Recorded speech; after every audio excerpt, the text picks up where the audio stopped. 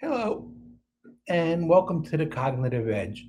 This is Dr. Daniel Sabol, and with the Cognitive Edge, as always, I hope to give you some insight, innovation, and impact that you could possibly bring back to your classroom or just something for you to think about. Um, so today, I want to look at something that's a little different again, um, and it's two important ideas in um, education. So the first is pedagogy, and the second is andragogy. And how does educational technology, how is it changing both?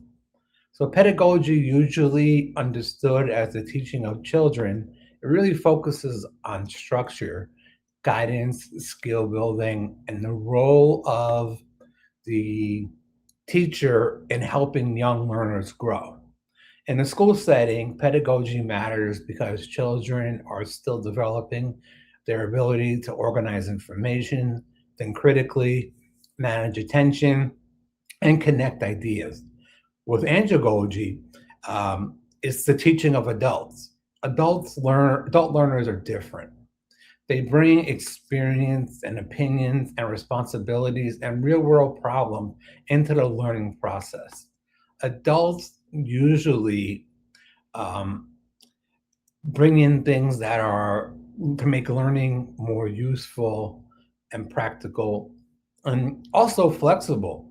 They really are good at connecting to something that they actually need, and that difference matters. A student in school may need a teacher to guide the path. An adult learner often wants to know why the path matters in the first place. This is where educational technology becomes so powerful, but also dangerous if we use it without thinking. In pedagogy, EdTech can help teachers personalize learning, provide feedback, support students with disabilities, and make really abstract ideas easier to understand. Interactive tools, simulations, videos, adaptive platforms, and digital libraries can all help students engage with content in different ways. But let's be honest, putting a boring assignment on a Chromebook does not make it innovative. This is not transformation. That is just a worksheet with Wi Fi. Google Pedagogy still comes first. Technology should support thinking, creativity, questioning, reading, discussion, and problem solving. It should not replace the teacher's professional judgment. For children, EdTech works best when it's structured, purposeful, and connected to the clearer learning goals. Young learners still need relationships. They still need feedback. They still need adults who know when technology helps and when it gets in the way. Now, with adult learners, EdTech plays a different role. Adults need flexibility. They may be working or raising families or changing careers or trying to grow professionally. And say, for instance, online learning, and podcasts, and webinars, and learning management systems, digital credentials, and professional learning platforms can really give adults more control over their learning. That fits andragogy. Adult learners often want choice. They want relevance. They want to connect learning to their work, to their goals, and their lived experience.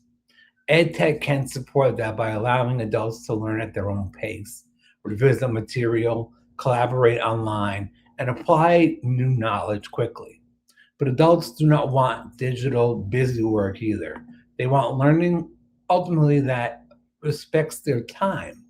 So the real question is not, are we using technology?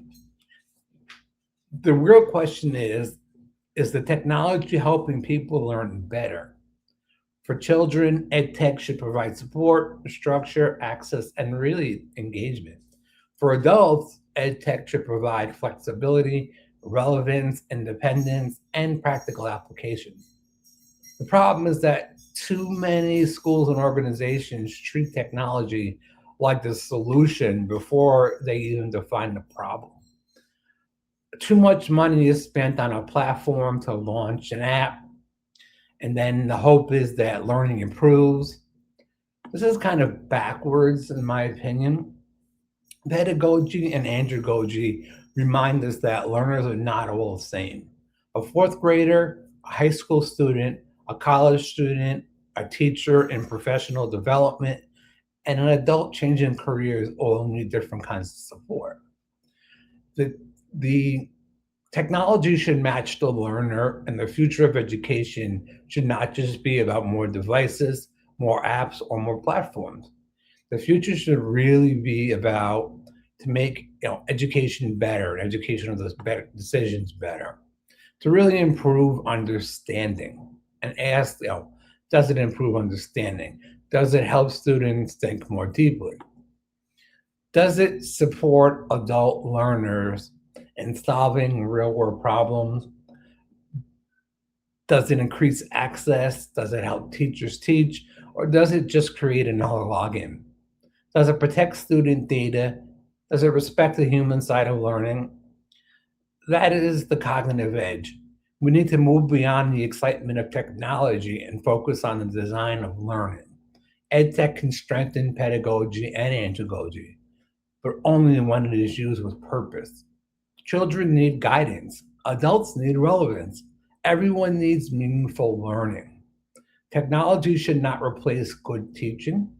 It should make good teaching stronger. And most importantly, it should remind us that education is not about delivering content, it's about developing people.